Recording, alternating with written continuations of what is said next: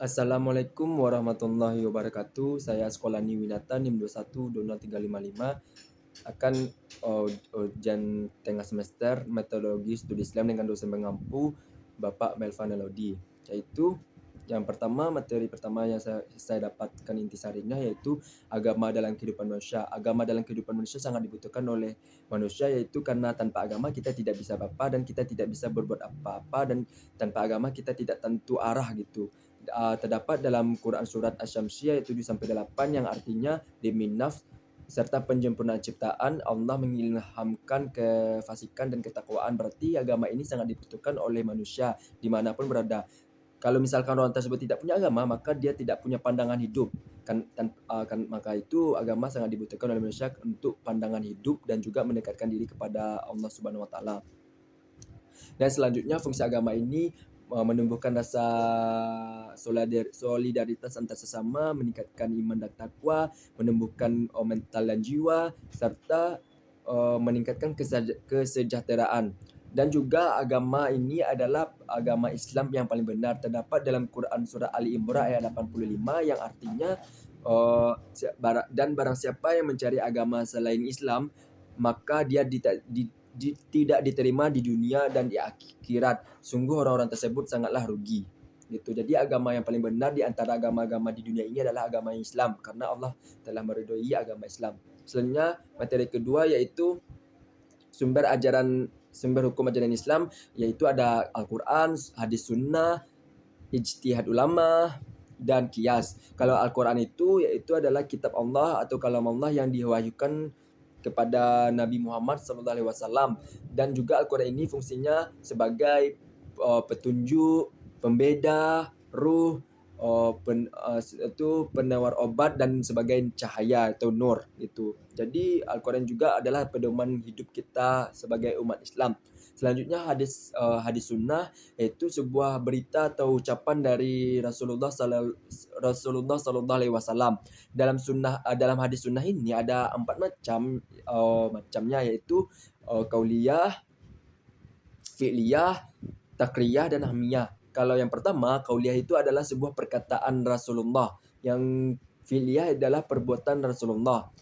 Sedangkan takriyah ini yaitu sebuah pernyataan atau perbuatan Nabi terhadap pernyataan orang lain.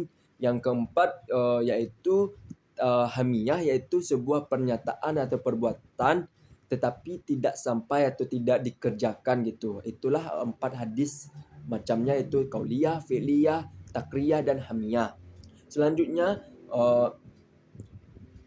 yaitu ijtihad ulama. Para ijtihad ulama itu adalah kesepakatan ulama, para ulama gitu. Jika dia melaksanakan hukum, maka kesepakatan ulama lah yang menentukan gitu. Dan selanjutnya kias ini sebenarnya tidak termasuk sumber hukum Islam, tapi sebagian ulama ada yang mengatakan kias ini. Tetapi kias ini hanya adalah sebagai penengah. Jika tidak ada dalil dari Al-Quran dan hadis, maka bisa dikatakan kias ini adalah penengah dari sumber ajaran hukum Islam. Selanjutnya materi ketiga yaitu ijtihad sebagai sumber ajaran hukum Islam. Yaitu ijtihad adalah sebuah pemikiran untuk menentukan hukum syara yang makut gitu. Jadi ijtihad ini bisa dikatakan sebagai hukum juga, tetapi yang makut, yang syara gitu. Dalam ijtihad ini ada sumbernya yaitu Al-Quran dan hadis. Materi keempat yaitu tentang karakteristik ajaran agama Islam. Karakteristik ajaran Islam ini banyak macamnya, yaitu ada dalam bidang agama, ada bidang pendidikan, sosial, ekonomi, dan masih banyak lagi. Dalam bidang agama dalam karakteristik ini, agama Islam sangat berkaitan, yaitu kita bersuku-suku, berbangsa-bangsa gitu. Dalam karakteristik agama kita saling menguatkan, saling memahami gitu. Kalau dalam bidang agama, dimanapun agama kita tetap ada, dan tanpa agama kita tidak ada pandangan hidup. Selanjutnya dalam pendidikan, yaitu sudah dikatakan juga bahwasanya Islam sangat-sangat menjunjung tinggi ilmu pengetahuan dan pendidikan gitu. Dalam ekonomi juga mengatakan, dalam agama Islam apalagi dalam Al-Quran kita mengatakan, contohnya riba tidak boleh karena riba itu sangat haram dilakukan gitu. Jadi akal Islam itu sangat banyak macam-macamnya. Yang ke selanjutnya yang materi kelima yaitu tentang Islam sebagai bidang budaya, karena Islam ini sangat menyangkutkan budaya dan budaya juga menyangkutkan agama gitu. Tapi budaya yang sesuai dengan apa yang kita harapkan, apa yang kita sesuaikan dalam perkembangan itu.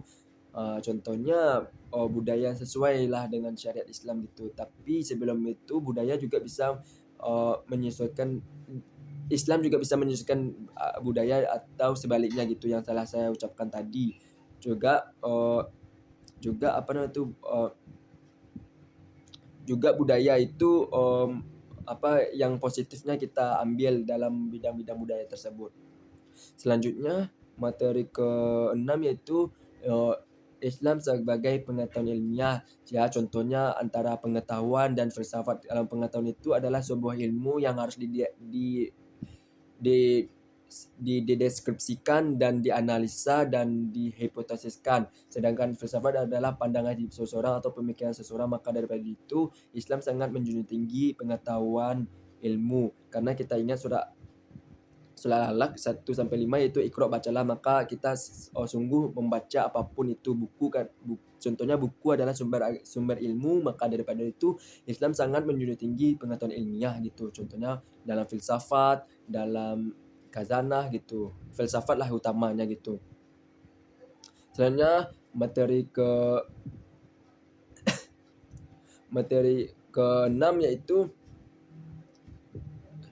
yang ketujuh yaitu yang terakhir yaitu pendekatan studi Islam, yaitu ada normatif, antropologis, sosiologis, fenomenologis, filosofis, dan historis. Kalau yang normatif ini adalah suatu norma gitu atau perilaku kita terhadap agama gitu. Selanjutnya antropologis itu suatu pendekatan kita ilmu terhadap masyarakat. Sedangkan sosiologis yaitu hubungan antara kita dengan orang lain atau dengan masyarakat atau yang bersuku-suku berbangsa-bangsa. Selanjutnya yaitu fenomenologis yaitu suatu kejadian apa yang kita lakukan gitu. Misalnya kejadian ilmu pengetahuan, pendidikan, bersekolah gitu. Apa kegiatan kita gitu. Selanjutnya filosofis yaitu suatu ilmu cabang gitu yang menentukan dalam kehidupan kita. Dan terakhir yaitu historis yaitu sejarah atau atau sejarah masa lalu. Maka dari itu pendidikan studi Islam ini sangat menyangkut pautkan berbagai macam aspek tentang ilmu, sejarah, masyarakat, dan masih banyak lagi. Baik, itu yang dapat saya pahami dari materi pertama hingga materi ke-7. Baiklah, itu saja yang dapat saya sampaikan. Jika ada kekurangan mohon dimaafkan. Wabillahi taufiq wal hidayah. Wassalamualaikum warahmatullahi wabarakatuh.